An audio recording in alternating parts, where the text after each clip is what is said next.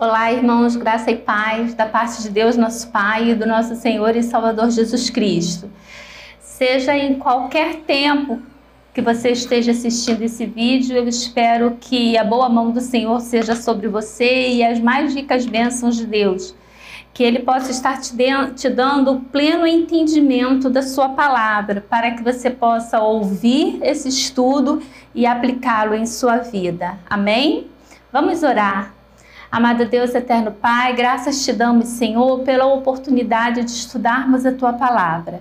Senhor, mas queremos te pedir que mais do que ouvintes da Tua palavra, que o Senhor esteja nos dando o entendimento pleno da Tua palavra e que nós possamos ser praticantes daquilo que está escrito na Tua palavra, Senhor, que essas letras, elas sejam por nós, ó Deus, vividas, que possamos ter uma vida condizente com aquilo que diz o Seu Evangelho. Senhor, tenha misericórdia de todos nós, que nós não sejamos, ó Deus, meramente ouvintes, mas que sejamos praticantes da Tua palavra. Abra as nossas mentes e os nossos corações, é o que te pedimos, em nome de Jesus. Amém. Hoje, dando continuidade ao nosso estudo, nós estaremos encerrando o capítulo 2 da carta de Paulo aos Romanos, ou, como muitos gostam de dizer, do Evangelho de Paulo, não é? Que é a carta aos Romanos. E nesse capítulo 2, a partir do versículo 17 até o versículo 29, nós poderíamos, se quiséssemos dar um título para esse estudo, ele poderia ser o engano da religião. Porque muitas das vezes, como Paulo vai estar falando aqui nesse texto aos Romanos, nós, fazendo a aplicação para a nossa vida, vamos entender que muitas das vezes nós somos enganados pela religião, por fazermos parte de uma determinada denominação, por sermos religiosos, por termos um compromisso de ir à igreja. Muitas das vezes nós pensamos que por praticarmos e fazermos essas coisas somos salvos. E Paulo, ele vai estar aqui falando para os judeus que eles não pensem que eles são salvos por serem filhos de Abraão, por serem judeus, por serem descendentes, né, ali direto, por terem recebido a lei, por serem circuncidados, que eles estão salvos. E eu gostaria que você prestasse bastante atenção, é um texto bem longo, não é? Mas ele é de bastante aplicabilidade para a nossa vida, que o Senhor esteja nos abençoando no decorrer desse estudo. O texto, ele começa assim: os judeus são indesculpáveis, não é?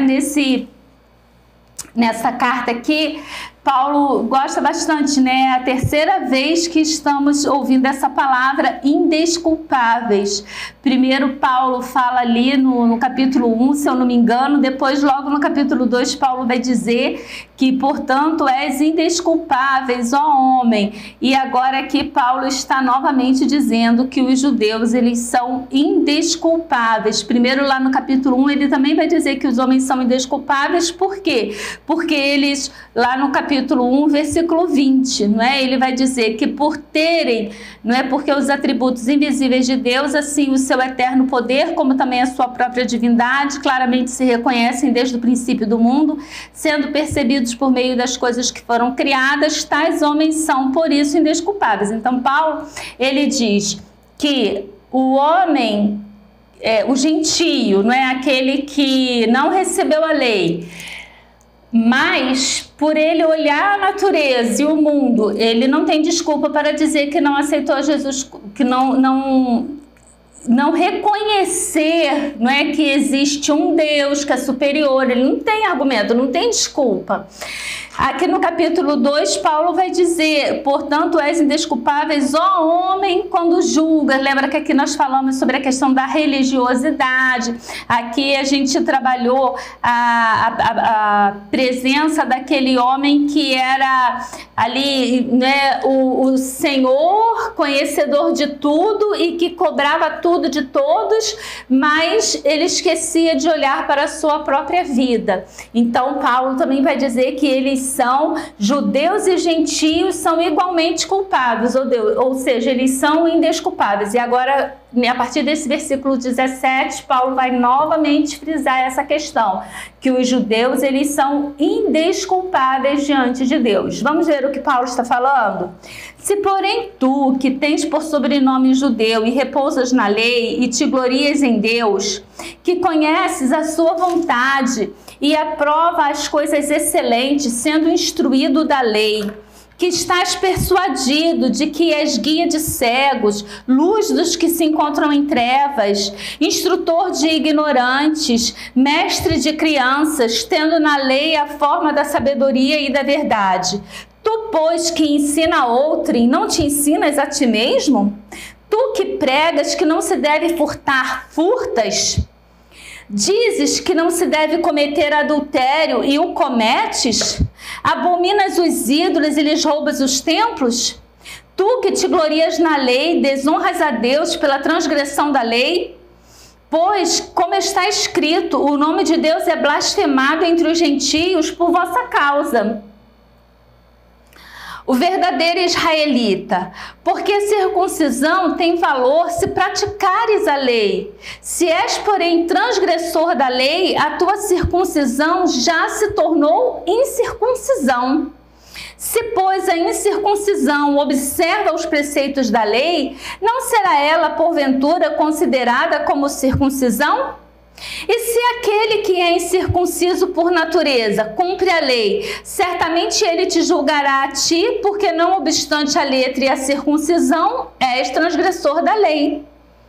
Porque não é judeu quem o é apenas exteriormente, nem a circuncisão a que é somente na carne. Porém, judeu é aquele que o é interiormente, e circuncisão a que é do coração, no espírito, não segundo a letra, e cujo louvor não procede dos homens, mas de Deus. Então, que Deus abençoe a sua palavra lida. Eu gostaria de recapitular com os irmãos. Primeiro, por que Paulo está aqui se dirigindo diretamente ao povo judeu? Nós precisamos lembrar lá de Gênesis, da origem da humanidade, quando a partir do capítulo 12 do livro de Gênesis, Deus chama Abraão, Deus tira Abraão, Deus diz para ele: Abraão, sai da sua terra, sai da sua parentela, que eu vou te abençoar, eu te farei pai de uma grande nação. E em ti, Abraão, serão benditas todas as famílias da terra. Aqui já estava a promessa do Salvador, que através de um descendente de Abraão, Deus salvaria a humanidade, seriam benditas, seriam abençoadas todas as famílias da terra. Observe que o nome dele é Abrão, é ser elevado. Por quê? Porque Abraão era um idólatra. Alguns estudiosos partem do princípio que Abraão, ele era tipo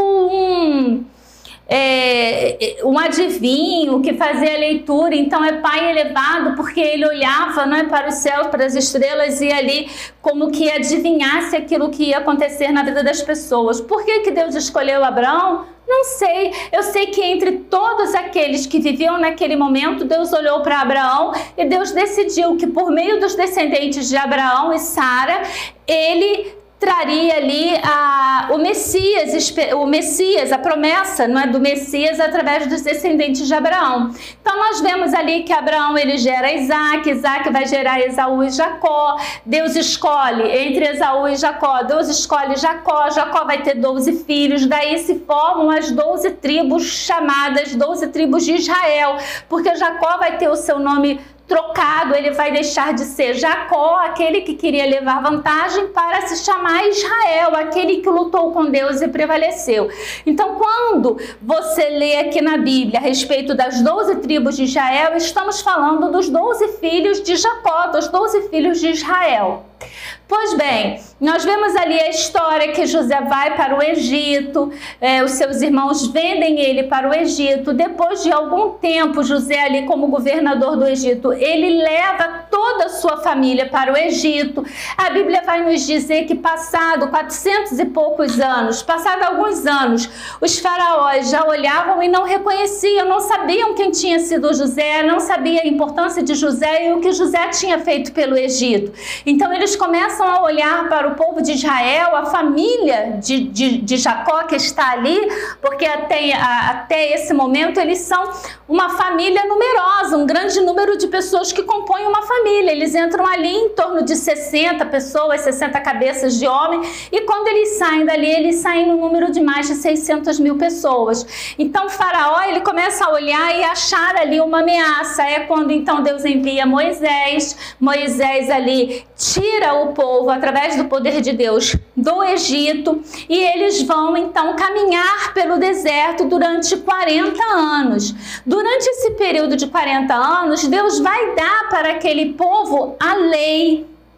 Então, é muito importante a leitura dos 5 primeiros capítulos da Bíblia, porque Gênesis vai contar toda essa história, toda essa origem. Êxodo vai falar sobre a saída deles, sobre a situação deles ali no Egito e a saída deles. Nós vamos ter Números, que também conta a história, e vamos ter Levítico e Deuteronômio. Levítico, ele aborda as leis, está antes de Números, e Deuteronômio, ele vai abordar ali alguns discursos de Moisés antes de Moisés morrer, mas é muito importante porque Deuteronômio ele vai relembrar a lei, vai relembrar muito daquilo que aconteceu durante a peregrinação deles no deserto. É muito importante, irmãos, conhecermos a Bíblia no contexto inteiro. Não adianta eu chegar aqui e começar a falar só de Romanos se você não tem esse passado. Na escola até os professores diziam que isso é dívida, não é? Quando você chega no 2º grau e tem que aprender equação, algumas coisas, aí o professor falava, não, isso aí, você não saber fazer essa soma, você não saber fazer esse cálculo, isso não é mais dúvida, isso é dívida.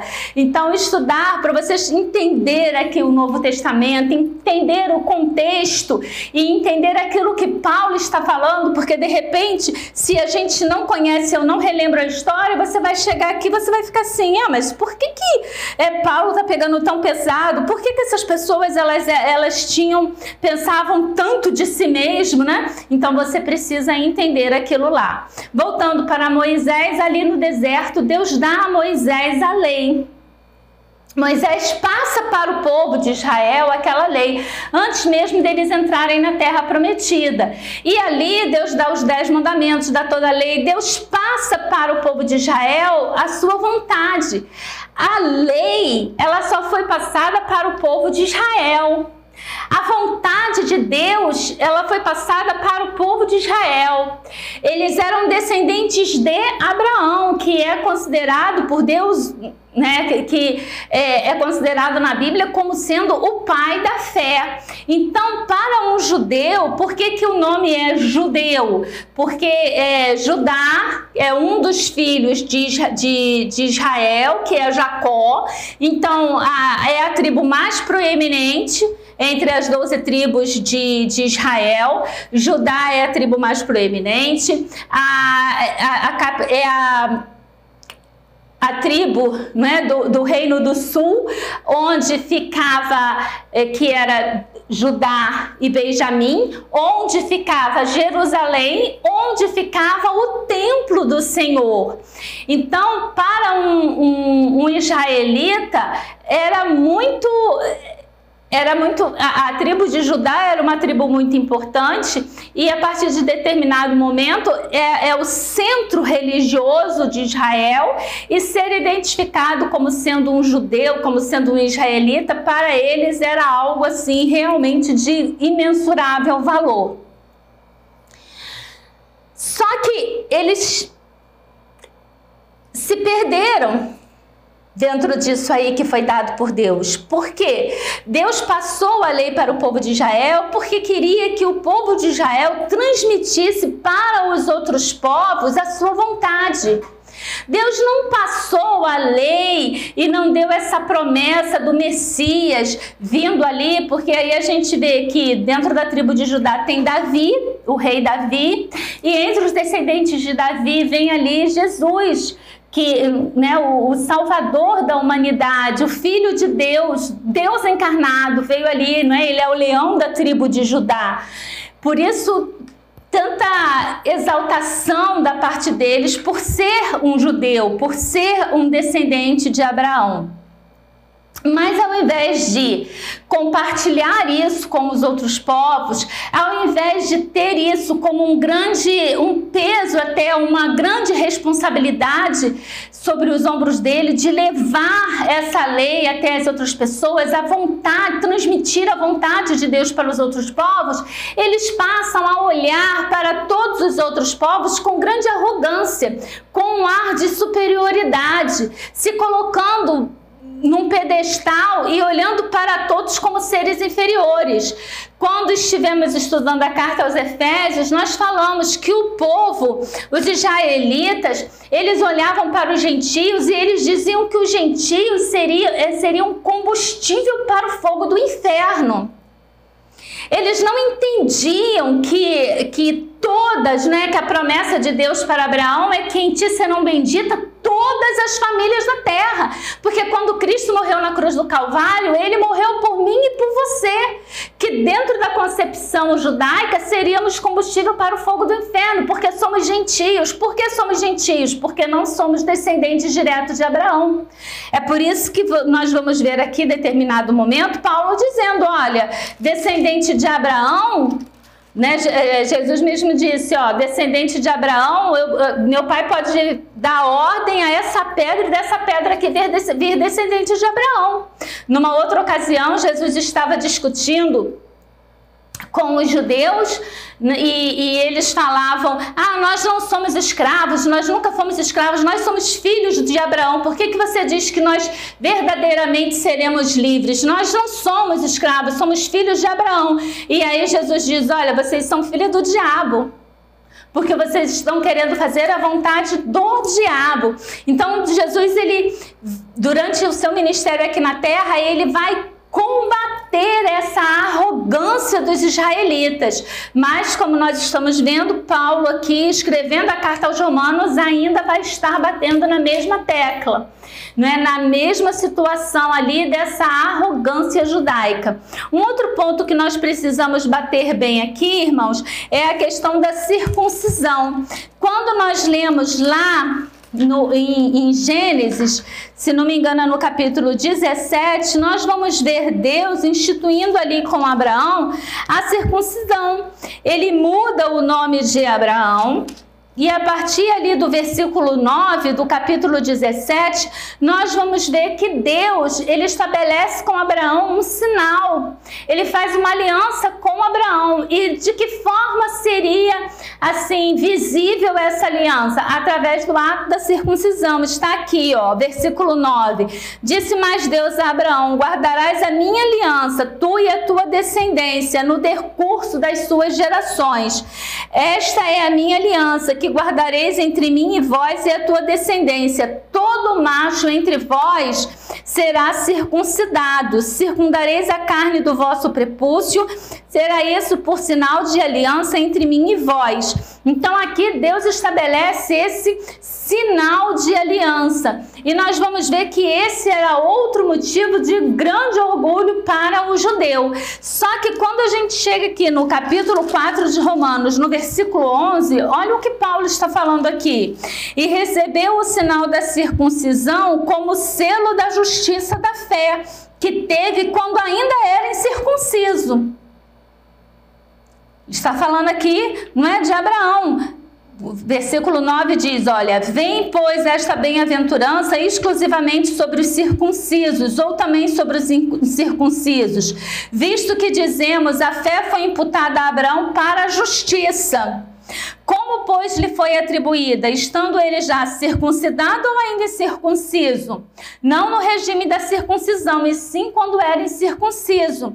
E recebeu o sinal da circuncisão como selo da justiça da fé que teve quando ainda era incircunciso, para vir a ser o pai de todos os que creem, embora não circuncidados, a fim de que lhes fosse imputada a justiça. Então, nós vamos ver aqui Paulo batendo contra essa situação dessa questão aqui da circuncisão e a arrogância deles, dizendo que Abraão, ele foi imputado, como sendo pai da fé antes dele fazer a circuncisão. Então Abraão primeiro creu, depois ele foi circuncidado. Então primeiro ele teve uma atitude, primeiro ele teve um comportamento, primeiro ele teve uma ação, primeiro ele viveu, para depois ele ser marcado com o símbolo ali da circuncisão. Então guardem todas essas informações que nós vamos fazer uso delas quando estivermos estudando agora e fazendo as devidas aplicações.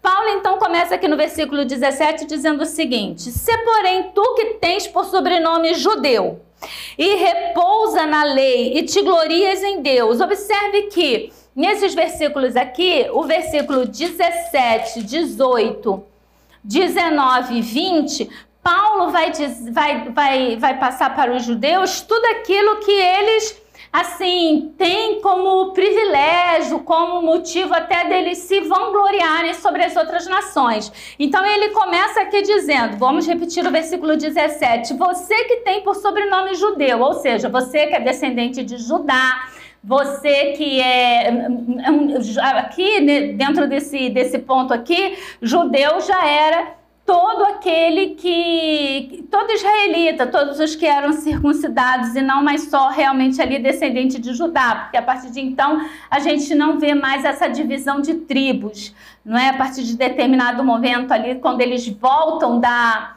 Babilônia, você já não vê mais essa divisão. Isso aí deveria explicar melhor, mas tomaria muito tempo, irmãos. Se tiver dúvida, anota lá depois para mim. Então ele vai dizer assim, olha, você que tem por sobrenome judeu e repousas na lei e te glorias em Deus, ou seja, você que se orgulha tanto, não é, de ser judeu, você que se orgulha em ser descendente de Israel, em ser descendente de Abraão, você que repousa na lei, ou seja, você que descansa no fato de ter recebido a lei. Observe que aqui Paulo ele vai utilizar, não é, esse artifício de retórica que é a diatribe, que é esse diálogo, não é, de Paulo consigo mesmo, mas como se ele antevê a dúvida, né, que as outras pessoas teriam e ele já responde. E ele dialoga com esse personagem invisível, não é? Então Paulo vai dizer, olha, se você, porém, né, se porém tu que tens por sobrenome judeu e você repousa, você descansa na lei e você se gloria em Deus, porque somente o povo judeu tinha o conhecimento do Deus verdadeiro. Todos os outros gentios, irmãos, todo o restante da humanidade não havia recebido a revelação de Deus, do Deus verdadeiro. E o povo judeu, ele recebeu a revelação de Deus. Ele recebeu ali os preceitos de Deus, a lei de Deus. Então, os outros povos, como nós estudamos, eles tinham aquele senso moral dentro deles que dizia, não, essa atitude aqui ela é errada. Então ele tinha a noção que matar o outro era errado. Mesmo sem ter a lei, ele tinha essa concepção dentro dele. Agora o povo judeu não. Eles sabiam que não deviam matar, por quê? Porque está lá, está na lei, não matarás. Os outros povos, eles tinham esse senso, aquela intuição, aquela sensação de aquela coisa interior que dizia para eles que determinadas atitudes eram erradas, porque fazia mal ao próximo, porque eu não gostaria de que fizessem isso comigo. Agora o povo judeu, ele tinha a lei que dizia não matarás, não roubarás. Ele tinha ali tudo escrito. Não é? Deus, ele dizia até o que fazer com as fezes quando eles estivessem no acampamento. Quando vocês estiverem no acampamento e a pessoa for lá aliviar o ventre, que ela tinha que escavar e depois cobrir ali. para que o ambiente não ficasse imundo. Então, eles tinham leis, eles tinham regras dadas pelo próprio Deus, não só moral, mas também para um ambiente agradável para se viver, um ambiente limpo, onde não houvesse propagação de doenças, entre outras coisas. Um Deus que se preocupa com tudo, enquanto que as outras nações não tinham recebido isso da parte de Deus. E ele vai falar aqui, olha, Deus se revelou somente para Israel, não é? Por isso que os outros não haviam recebido. Versículo 18, que conheces a sua vontade. Onde estava registrada a vontade de Deus? Na lei, nas escrituras, os profetas. Deus havia enviado profetas para Israel. Então, ele vai dizer que conheces a sua vontade e aprovas as coisas excelentes. Ou seja, eles sabiam aquilo que era certo e aquilo que era errado, irmãos. Os outros povos não, eles tinham apenas essa intuição. E ele está dizendo aqui, você que aprova as coisas excelentes, sendo instruído na lei. Porque todo menino judeu, ele aprendia a ler na Torá. E ele continua aqui, não é? Você que estás persuadido de que és guia de cegos, luz dos que se encontram em trevas, instrutor de ignorantes, mestre de crianças, tendo na lei a formação da sabedoria e da verdade. Então aqui Paulo, ele está falando com aquele ser, não é, judeu, que se gloriava de ser judeu, por ser, aí vamos ver lá, porque ele conhecia a vontade de Deus, porque ele havia recebido a lei e os profetas, porque ele era instruído na lei, né? E aí ele se achava guia de cego, né? Considerava que todo o restante era cego, ele se considerava como luz, não é, daqueles que se encontravam em trevas. E de fato, irmãos, era para eles serem luz dos que se encontravam em trevas, guia de cegos, porque aquele que não conhece está cego, não é? Instrutor de ignorantes, ou seja, instrutor dos povos pagãos, mestre de criança e que tem na lei a forma da sabedoria da verdade. Então, até aí, Paulo está dizendo aquilo, realmente é assim que eu me sinto, não é? Se o personagem fictício de Paulo fosse alguém real e estivesse respondendo, ele é isso mesmo, eu sou judeu e eu me sinto assim, realmente, não é? A última cocada do tabuleiro da baiana. Só que aí, a partir do versículo 21, Paulo vai entrar aqui na parte da conclusão, e olha o que Paulo vai dizer aqui. Tu, pois, que ensinas a outrem, não te ensinas a ti mesmo? Você que se acha guia de cegos, você que se acha luz daqueles que se encontram nas trevas, você que se acha instrutor de ignorantes, você que se acha mestre de criança, tendo na lei a forma da sabedoria e da verdade, você ensina tudo para as outras pessoas, mas você não ensina a si mesmo? Você não aprendeu nada disso que você está ensinando? Paulo começa a pegar pesado. E ele vai dizer aqui, ensinas a outro e não te ensinas a ti mesmo? Tu que pregas que não se deve furtar.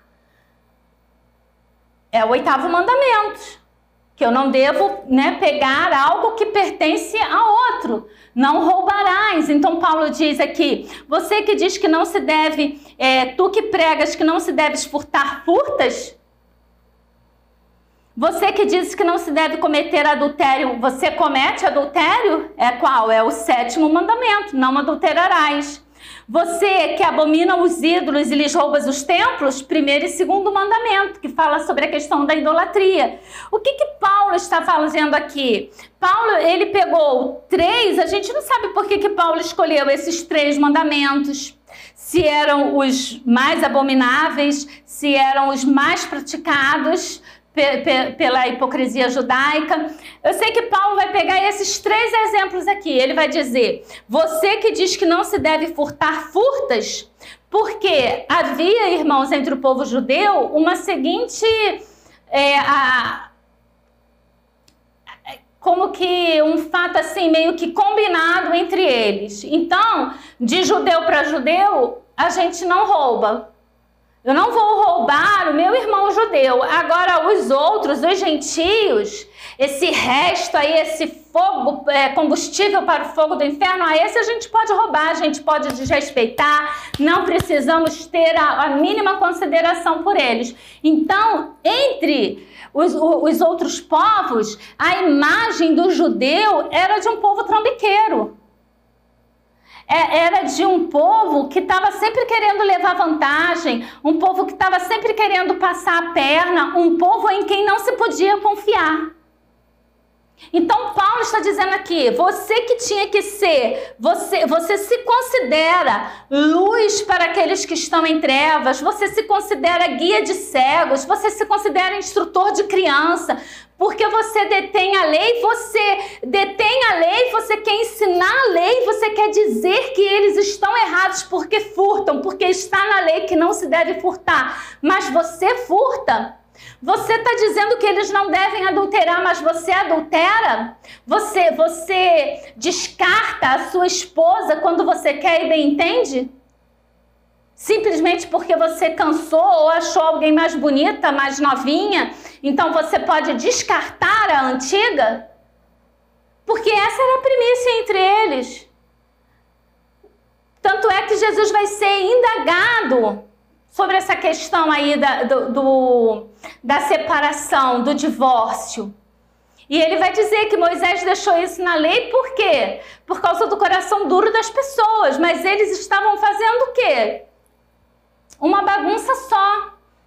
Lembra que Jesus vai chamar a atenção porque eles diziam, você quer tirar o dízimo até da hortaliça, do cominho, mas você abandona o seu pai. Por quê? Quando o judeu determinava que os seus bens era para adoração a Deus, os seus bens estavam dedicados a Deus, então ele não tinha a obrigação de ajudar a ninguém.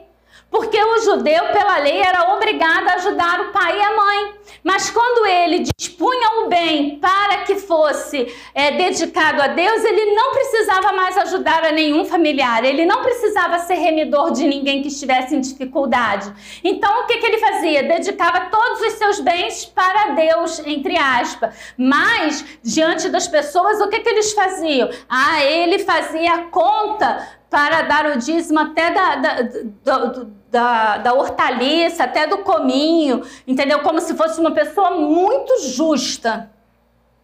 A gente tem várias parábolas que Jesus vai usar para falar a respeito disso. A gente tem ali a parábola, por exemplo, do fariseu e do publicano. Lembra que o fariseu, ele chega lá e como é que ele ora? Senhor, muito obrigado por eu não ter nascido, por eu não ser mulher, por eu não ser cachorro, por eu não ser como esse publicano que está aqui do meu lado. Quer dizer, muito orgulho de si, muito orgulho de quem ele era, como se ele fosse merecedor das mais ricas dádivas de Deus, e não um ser que carece da misericórdia e da graça de Deus. E aí está ali o publicano, que de tão pecador ele não sabe nem o que falar e o que dizer para Deus, ele só roga a misericórdia de Deus. E aí Jesus vai perguntar, quem é que saiu justificado?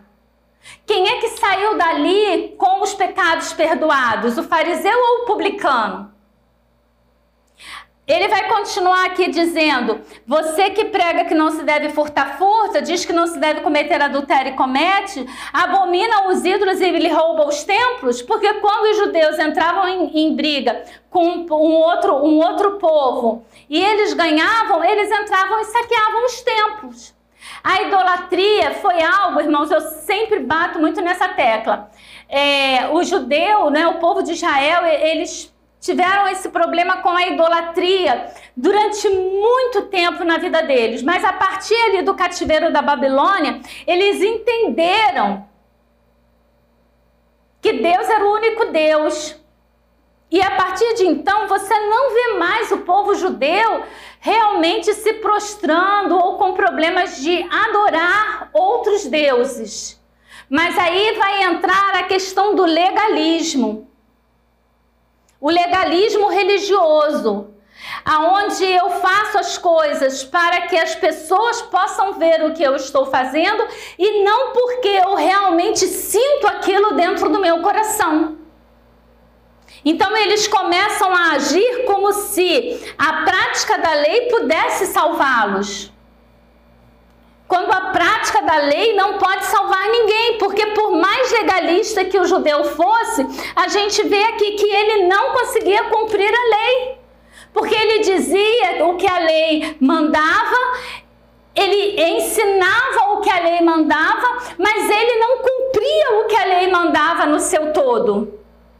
Porque ele dizia que não se devia roubar, mas ele era desrespeitoso e ele era trambiqueiro quando ele fazia suas negociações com pessoas que não eram judias, com os gentios. Ele dizia que não se devia adulterar, mas em compensação ele largava a mulher dele por qualquer coisa que fosse ou por nada, simplesmente porque ele cansou daquele relacionamento. Ele dizia que não se devia praticar a idolatria, mas quando eles ganhavam a guerra contra determinado povo, contra determinado país, o que eles faziam? Eles iam lá e saqueavam o templo. Então eles pegavam as pedras preciosas daqueles santos, o ouro que estava ali de repente pintado aquele santo, e eles ficavam com os bens. E alguns estudiosos vão dizer, inclusive, que eles chegavam até mesmo a fazer a negociação. Pegava a imagem ali e negociava, ou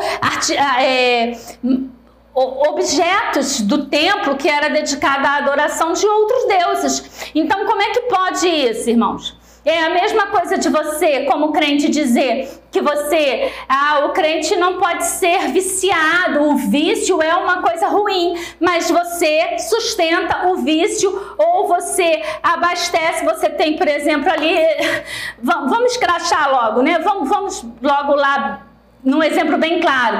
É como você dizer que é errado ser viciado, é errado o uso da cocaína, mas você vende cocaína.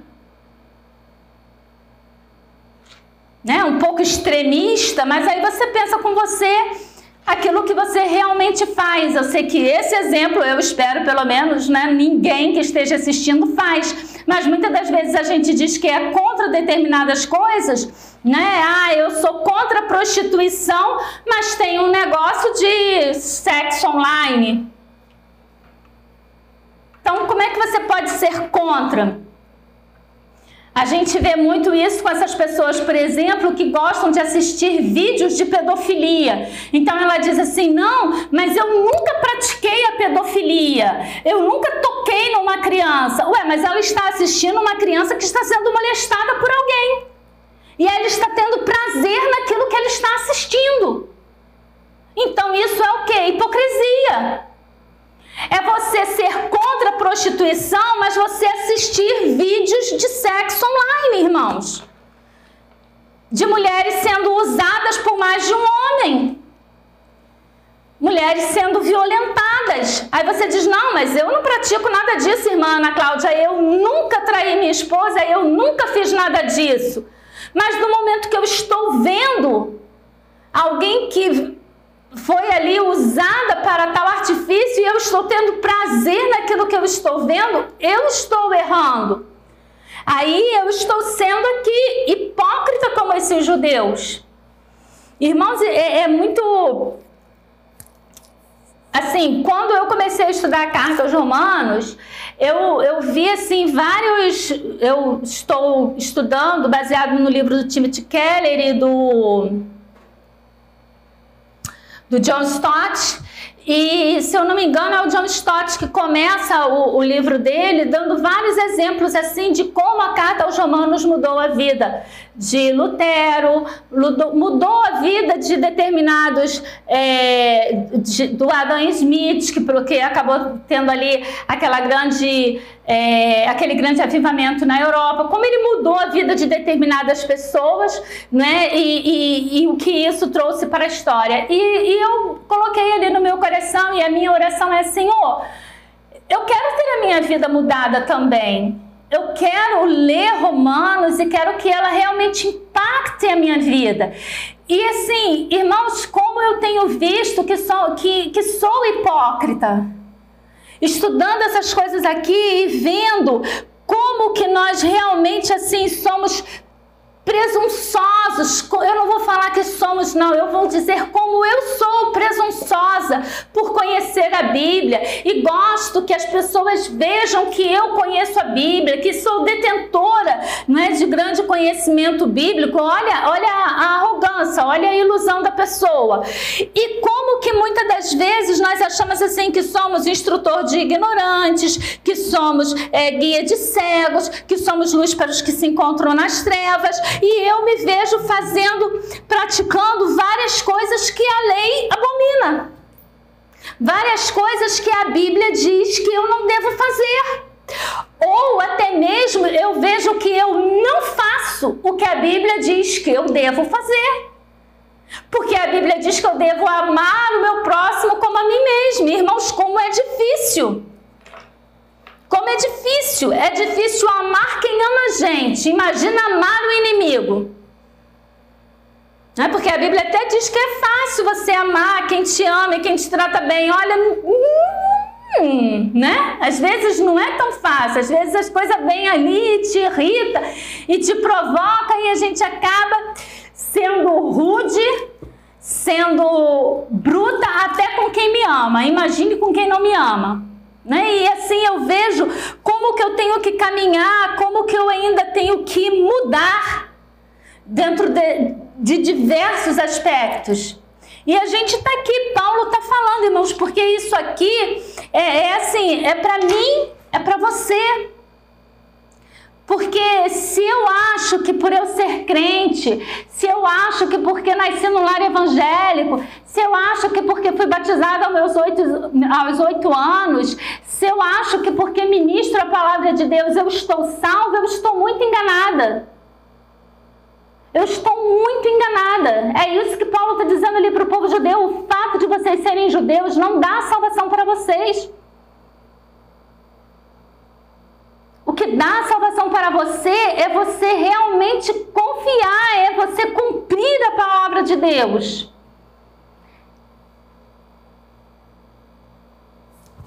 Ele vai continuar aqui.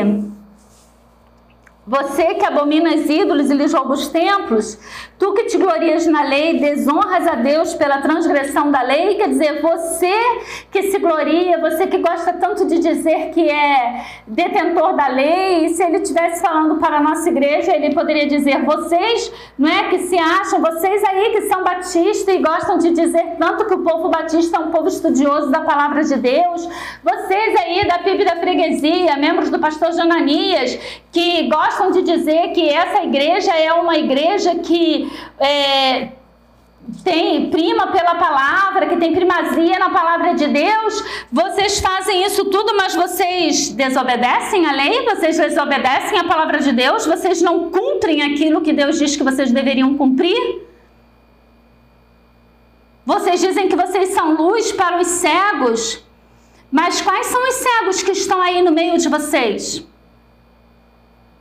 E ele ainda vai, isso se não considerar que todos nós somos cegos, né?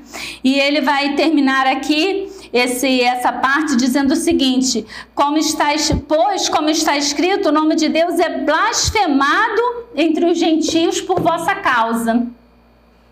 Não é? Quantas vezes, irmãos, hoje em dia, nós vemos que dizer que somos crentes às vezes causa repudio nas pessoas, às vezes causa